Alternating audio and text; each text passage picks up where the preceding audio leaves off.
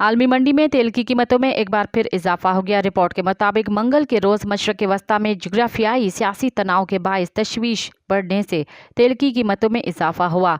मई की डिलीवरी के लिए ब्रेनेट फ्यूचर 37 सेंट या 0.4% इजाफे के साथ $82.58 फी बैरल, जबकि अमेरिकी खाम तेल का मुआहिदा 27 सेंट या 0.3% बढ़कर $78.20 फी बैरल पर पहुंच गया। याद रहे कि अमेरिकी और बरतानवी इत्तेहाद ने पीर के रोज मगरबी यमन के बंदरगाही शहरों और छोटे कस्बों को निशाना बनाया, जबकि हौसियों ने मंगल को कहा कि उन्होंने बहीराए अहमर में अमेरिकी जहाज को मिसाइलों से टारगेट किया।